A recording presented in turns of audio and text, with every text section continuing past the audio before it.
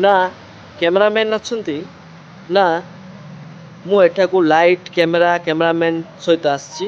ମୁଁ ହଠାତ୍ ପହଞ୍ଚିଥିଲି ଆଜି ଯେତେବେଳେ ଜିଲ୍ଲା ମୁଖ୍ୟ ଚିକିତ୍ସା କେନ୍ଦ୍ରକୁ ପହଞ୍ଚିଲି ଏକ ଦୃଶ୍ୟ ଦେଖିଲି ଯାହାକି ସରକାର ଗରିବଙ୍କ ପାଇଁ କେତେ କ'ଣ ବ୍ୟବସ୍ଥା କରୁଛନ୍ତି। କିନ୍ତୁ ଏଠାରେ ଆପଣ ଦେଖିପାରୁଥିବେ ଏଇ ଯେଉଁ ମୋ ପଛପଟ ମୁଁ କ୍ଲୋଜଲି ଆପଣଙ୍କୁ ତାଲାଟା ଦେଖେଇବି। ଦେଖନ୍ତୁ ଆପଣ ଦେଖିପାରୁଥିବେ କେମିତି ଏଠାରେ ତାଲା ପଡ଼ିଛି। ପ୍ରାୟ ଆମେ 9ଟାରୁ ଏଠାରେ ଏ ଦୃଶ୍ୟ ପାଇଲୁ ଦେଖିବାକୁ। ନା ଦୃଶ୍ୟ କ'ଣ? ସମନ୍ୱିତ ପରୀକ୍ଷାଗାର ଜିଲ୍ଲା ମୁଖ୍ୟ ଚିକିତ୍ସା କେନ୍ଦ୍ର ଗଜପତି 72 ନମ୍ବର କୋଠରୀ। ଏହା 24 ଘଣ୍ଟିଆ ସେବା ଦେବା ଆବଶ୍ୟକ ରହିଛି ଏବଂ ନିର୍ଦ୍ଧାରିତ ରହିଛି। କିନ୍ତୁ କୁହାଯାଉଛି ଯେ ଏଠାରେ ଯେହେତୁ ଷ୍ଟାଫ୍ ନାହାନ୍ତି, 5 ଜଣ ଷ୍ଟାଫ୍ ଅଛନ୍ତି କିନ୍ତୁ ଷ୍ଟାଫ୍ ନଥିବାରୁ ଏହା 24 ଘଣ୍ଟା ଚାଲୁନାହିଁ। 24 ଘଣ୍ଟିଆ ସେବା ନାମରେ 12 ଘଣ୍ଟିଆ ସେବା ଯୋଗାଇ ଦିଆଯାଉଛି ସମନ୍ୱିତ ପରୀକ୍ଷା କେନ୍ଦ୍ରରେ। ଆଦିବାସୀ ଅଧ୍ୟୁଷିତ ଗଜପତି ଜିଲ୍ଲାରେ 7ଟି ବ୍ଲକ ସମେତ ପଡ଼ୋଶୀ ରାୟଗଡ଼ା ଜିଲ୍ଲା ଏବଂ ଆନ୍ଧ୍ରପ୍ରଦେଶର ହଜାର ହଜାର ରୋଗୀ ଗଜପତି ଜିଲ୍ଲା ସଦର ମହକୁମା ପାରଳାଖେମୁଣ୍ଡି ସ୍ଥିତ ଗଜପତି ଜିଲ୍ଲା ମୁଖ୍ୟ ଚିକିତ୍ସା କେନ୍ଦ୍ର ଉପରେ ନିର୍ଭର କରୁଥିବା ବେଳେ ସରକାରଙ୍କ ଚରମ ଅବହେଳା ଦେଖିବାକୁ ମିଳିଛି। ଡାକ୍ତରରୁ ଆରମ୍ଭ କରି ସୁଇପର ଯାଏଁ ଅଧାରୁ ଅଧିକ କର୍ମଚାରୀ ଅଭାବ ରହିଥିବା ବେଳେ ରୋଗୀ ସେବା ସମ୍ପୂର୍ଣ୍ଣ ମାତ୍ରାରେ ପ୍ରଭାବିତ ହୋଇଛି। ମୁଖ୍ୟ କରି ରୋଗୀଙ୍କ ମଳମୂତ୍ର ରକ୍ତ ପରୀକ୍ଷାଗାରରେ କର୍ମଚାରୀର ଅଭାବର ଦ୍ୱାହି ଦେଇ 24 ଘଣ୍ଟିଆ ସେବା ପରିବର୍ତ୍ତେ 12 ଘଣ୍ଟାର ସେବା ସଠିକ୍ ଭାବେ ଦିଆଯାଉନାହିଁ। ସବୁଠାରୁ ସ୍ଥିତି ବିଷମ ସନ୍ଧ୍ୟା ନଉ ନଉ ପାରଳାଖେମୁଣ୍ଡି ସ୍ଥିତ ଜିଲ୍ଲା ମୁଖ୍ୟ ଚିକିତ୍ସା କେନ୍ଦ୍ରର 72 ନମ୍ବର କକ୍ଷରେ ତାଲା ଝୁଲୁଛି। 5 ଜଣ କର୍ମଚାରୀ ବର୍ତ୍ତମାନ ଦାୟିତ୍ୱରେ ଥିବା ବେଳେ ଜିଲ୍ଲା ମୁଖ୍ୟ ଚିକିତ୍ସା କେନ୍ଦ୍ରର କର୍ତ୍ତୃପକ୍ଷଙ୍କ ଅବହେଳା ହେଉ କି କାର୍ଯ୍ୟ ଦକ୍ଷତା ପ୍ରତିପାଦନରେ ଯୋଗ୍ୟ ନଥିବା ଯୋଗୁଁ କାର୍ଯ୍ୟରତ କର୍ମଚାରୀଙ୍କ ଭରସାରେ ଚୁପ୍ ରହୁଛନ୍ତି ଜିଲ୍ଲା ପ୍ରଶାସନ ଓ ସ୍ୱାସ୍ଥ୍ୟ ବିଭାଗ।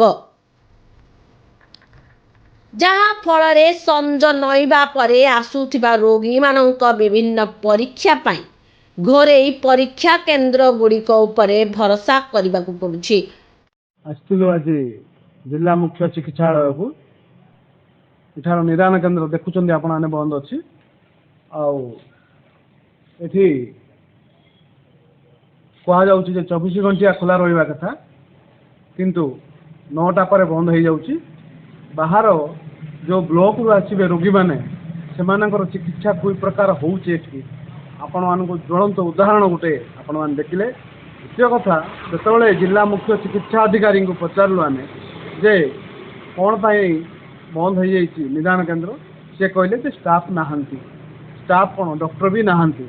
ଇଏ କେବଳ ଏକ ନାମକୁ ମାତ୍ର ଜିଲ୍ଲା ମୁଖ୍ୟ ଚିକିତ୍ସାଳୟ। ଗୋଟେ ସାଧାରଣ ରୋଗ ପାଇଁ ଏମାନେ ବାହାରକୁ ରେଫର କରୁଛନ୍ତି। ଆଉ ଏଠି ଏ ପ୍ରକାର ପରିଚାଳନା ଚାଲିଛି।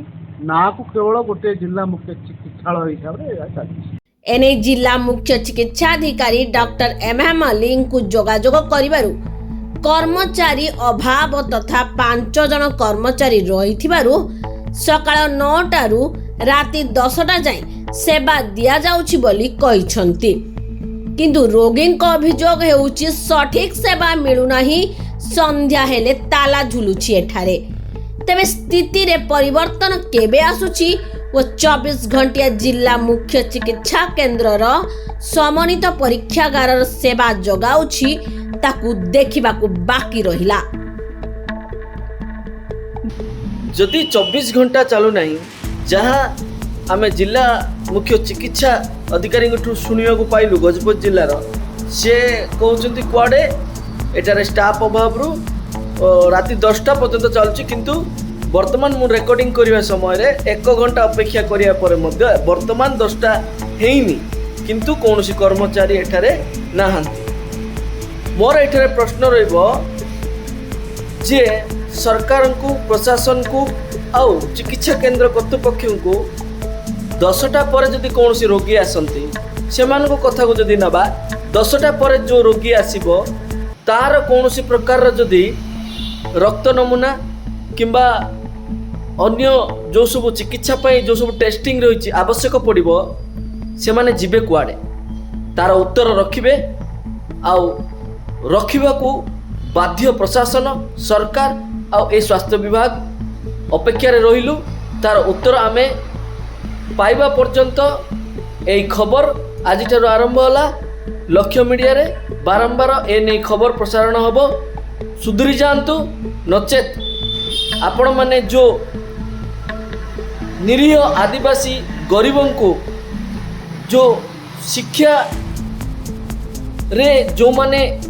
सेतेटा आगो को बढ़ी नांती बहुत संख्या रे निश्चित भाव शिक्षित अच्छंती से माने निज सम्मान को नहीं चुप रहउचंती जो माने शिक्षा अभाव से मानक पाखे आर्थिक अभाव रही से माने निज भाग्य को आदरी चुप रहिबा बाध्य होउचंती किंतु एहीपरि अन्याय एवं जो निजर कर्तव्य अवहेला कर जो कर्मचारी माने न सुधरिबे ताले बारंबार आमे मुखा खोलिबू समग्र विश्व देखिबो राज्य देखिबो देश देखिबो किपरि स्वास्थ्य सेवा जगा जाउची गजपति जिला पारलाखेमुंडी रे ए चित्र होची जिला मुख्य चिकित्सा केन्द्रर जहाँकि निजको लज्जा लगुची एवं एही परिस्थितिर परिवर्तन न होबा जाए लक्ष्य मीडिया लड़ाई जारी रखिबो।